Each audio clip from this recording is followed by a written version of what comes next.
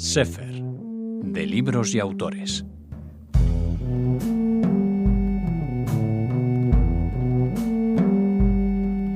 Un placer recibir en Radio Sefarad a Mónica Manrique. Hola, Mónica. Hola, buenas tardes a todos. Y a Jacobo Israel Garzón. Encantado, ¿cómo estáis? Bueno, como siempre. Como siempre, muy felices de que estés aquí en la radio. Y yo muy feliz también de estar. Con un nuevo hijo literario, como siempre decimos, eres muy prolífico. Pero, ay, madre mía. Pero la autora es Mónica. Y no es la primera vez, Mónica, que te edita Jacobo un libro en su editorial, en Hebraica Ediciones. Vamos a empezar hablando del nuevo bebé, sí. Y luego volvemos y comentamos un poco qué tiene que ver con el primero de los libros que ya conocemos aquí en Radio Sefarad y que fue Los judíos ante los cambios políticos en España en 1868. Pero vamos a hablar del proyecto de regreso a Sefarad en el siglo XIX, un tema que tú conoces muy bien, Jacobo. Bueno, yo creo que Mónica ha hecho en el libro una parte, se ha focalizado en un proyecto que fue inmediatamente posterior a La Gloriosa, que fue un intento por parte de algunos grupos sefardíes encabezados por un sefardí inglés que era Guedalla, en preconizar el regreso a España, la recreación de sinagogas y la recreación de comunidades judías.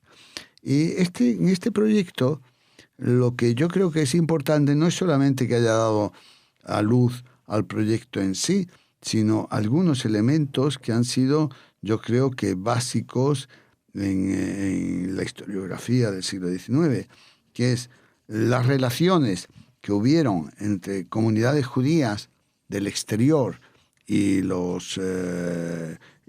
gobierno español, ministros del gobierno, y también en algunos elementos como ha sido el detectar que ella no le ha dado en el libro la suficiente importancia, aunque por supuesto lo pone, es decir, algunos elementos como son la presencia del primer Sefer Torah que aparece en el país en 1869 y que yo creo que tiene una importancia considerable. ¿Por qué has preferido centrarte en otros asuntos? A ver, Mónica? vamos a ver, el tema es que yo creo que con este libro, bueno, y con este trabajo de investigación que se inició hace ya varios años, yo creo que no hay solamente una línea de investigación, yo creo que he abierto varias líneas de investigación. Quiero reiterar un tema que es que yo creo que es de suma importancia y es que no se ha tratado con suficiente abundancia, con suficiente seriedad y rigor toda esta parte del siglo XIX fundamental, ya no solamente para la historia de las minorías religiosas en España, sino para la historia de España en general.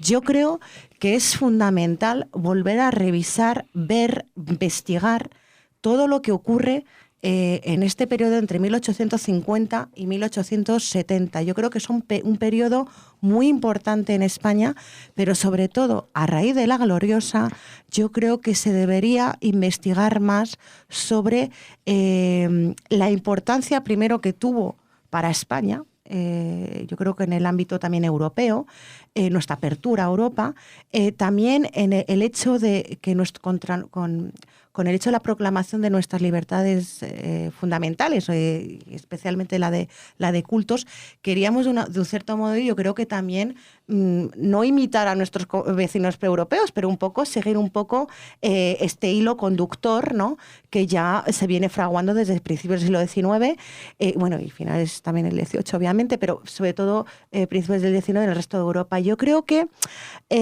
y también un poco tener en cuenta que el sino, por lo menos de muchas de las comunidades judías en Francia o en Inglaterra o mismamente en Alemania, en ese momento estaban bien, o sea, te quiero decir que eran ciudadanos que habían conseguido su plena ciudadanía. No puedo hablar lo mismo en otras zonas del mundo, pero concretamente en la Europa...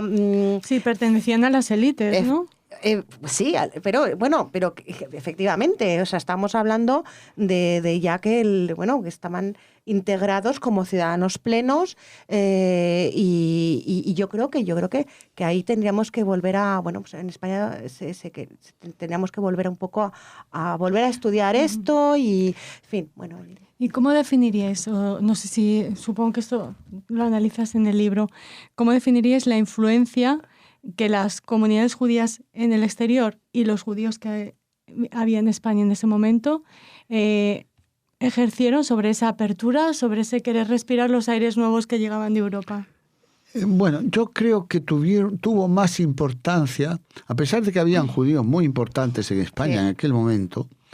Los judíos en España se mantuvieron en un nivel, digamos, bastante anodino en este momento, discretos.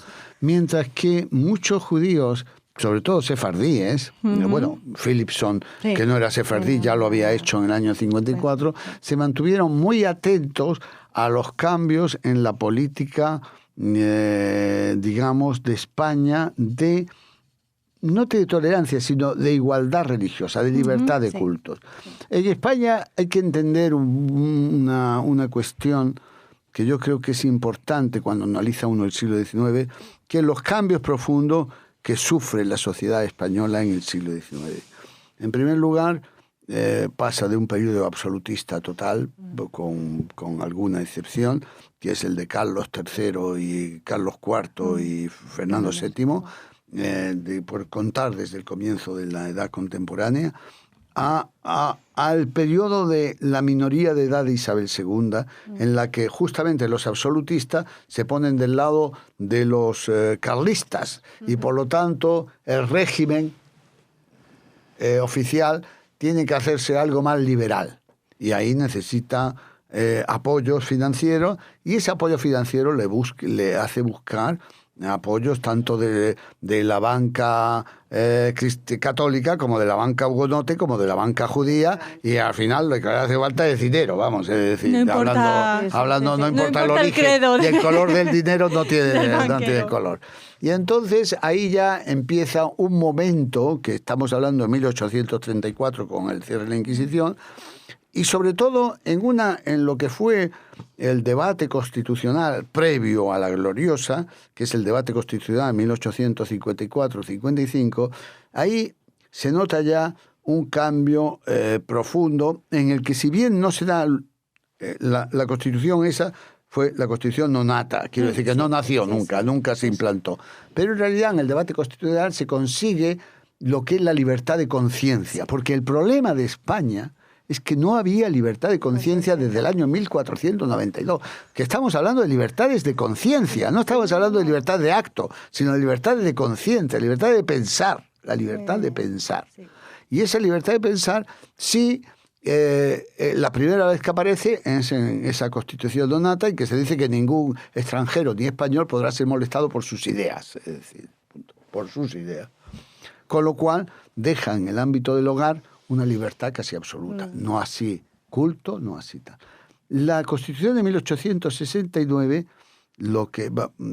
que empieza, digamos, con la Gloriosa al final de 1868, lo que intenta es crear la libertad de cultos. Que la libertad de cultos es total. Y entonces, en ese momento, tanto los protestantes como los judíos europeos apoyan enormemente a esto. Curiosamente, ni los protestantes ni los judíos españoles del momento pasan una época de sordina, porque no quieren, porque el enconamiento entre liberales y absolutistas es tan absoluto no quieren encontrarse en medio. No quieren encontrarse en medio. Y entonces son los extranjeros los que favorecen. No sé si tú estás de acuerdo. A ver, si yo sé que, por ejemplo, y esto es un tema que también abordo en el libro, lo que pasa es que este libro es un libro divulgativo, es decir, que hay un trabajo previo de investigación en donde precisamente abordo también todos los debates en cortes, y luego nos ayudas etcétera. Al resto de los mortales a entender.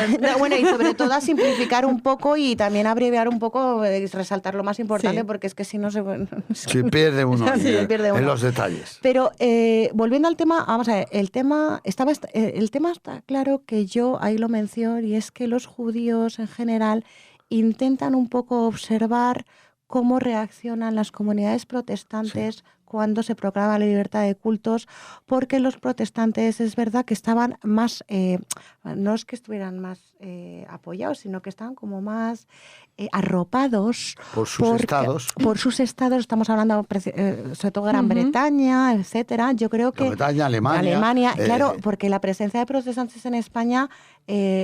era, bueno, no iba a decir abundante, pero había algunos cuantos. Y claro, el problema es que si tú te metes con un súbdito protestante británico, pues tienes un problema. Entonces, bueno, el primer cementerio no católico fue el cementerio británico. Británico, decir, claro. Porque estamos hablando de presencia, una presencia extranjera. En la libertad de enterramiento. Pero ya no es un tema religioso, es un tema también de Estado, ¿no? Porque es un poco ahí, entonces... Los judíos, sin embargo, no tenían Estado, no existía Israel. Claro, ahí vamos. El tema es que los judíos españoles son españoles, no son... Y después, bueno, pues eso, entonces es un poco esto, lo que abordo en el libro.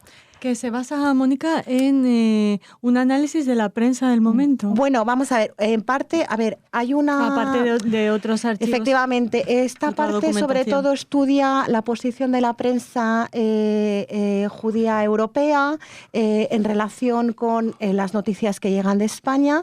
Recogen el Jewish Chronicle, le Libéral Bayonnais, etcétera. L'Univers israélite, les archives israélites. Incluso la Allgemeine Zeitung des Judentums, también muy también activo, cuyo precisamente fundador era Philipson, el rabino Philipson, o sea que... De Magdeburgo. Claro, efectivamente. Entonces, ahí es donde se recoge realmente todo la labor y el proyecto de Haim Gedaya queda retratado en todos estos artículos, ¿no? Entonces...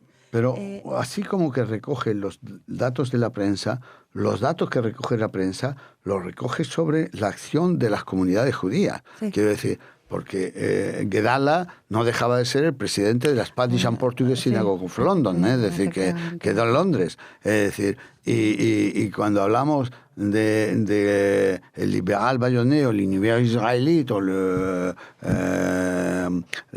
les archives israélites, estamos hablando de la comunidad de Bayona, de la comunidad de Burdeos, del consistorio de París, estamos hablando de la Alianza Israelita Universal, que estamos hablando de eso es el reflejo en la prensa judía de la acción de las comunidades judías.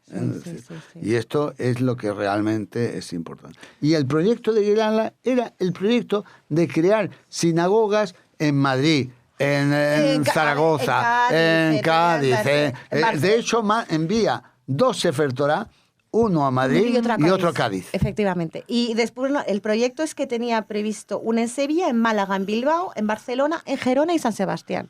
O sea, y yo vuelvo es que esto...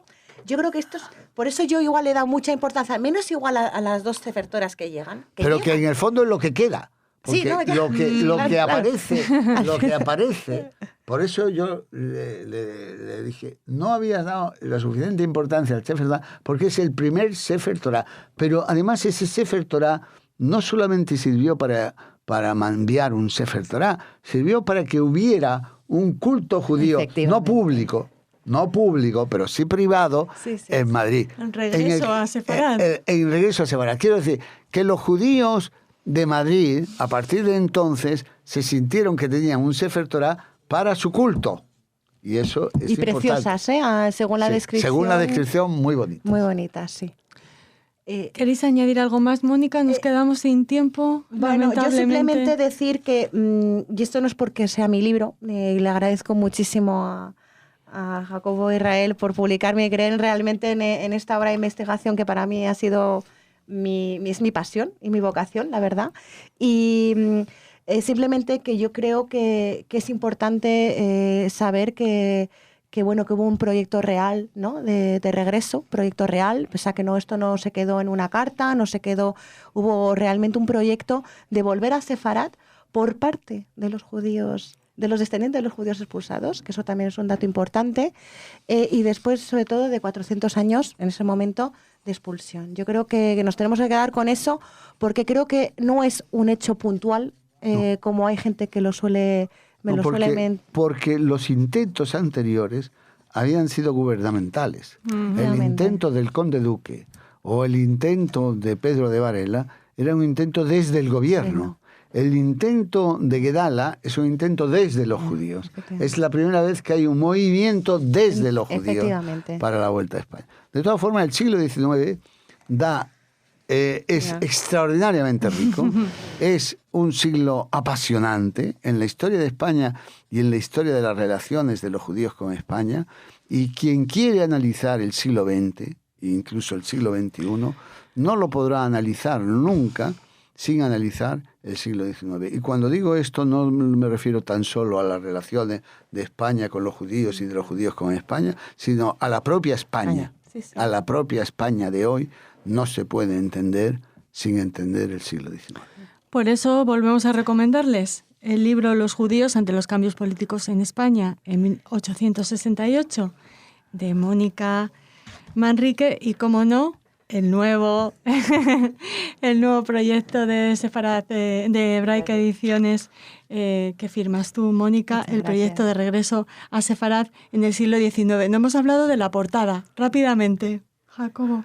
Yo defendería a Moses Montefiore, es decir, que me parece, a General Prim, que me parece otro de los elementos fundamentales. Y Adolphe Cremieux, que es el fundador de la de las Alianza israelitas, ministro de Justicia francés. Tal. La verdad que es una portada preciosa. No, yo, de verdad, me encanta ese contraste con el violeta, Sí. las fotos muy acertadas, la verdad que Tres personajes que tienen que ver mucho con la historia, tanto sí. Cremieux como Montefiore como General Prim, que fue el líder de la líder de la Gloriosa, Gloriosa. creo que merecían la portada de sí, este la verdad libro. que acertadísima. Muchas Bueno, gracias. como acertadísima, como siempre, esta nueva publicación de Jacobo Israel. Os agradecemos muchísimo que hayáis Muchísimas venido a gracias a Radio vosotros. Sefarad a presentarnos este libro que les recomendamos a esos oyentes que, como ha dicho Jacobo Israel, padre, uno de los padres de Radio Sefarad, es necesario para conocer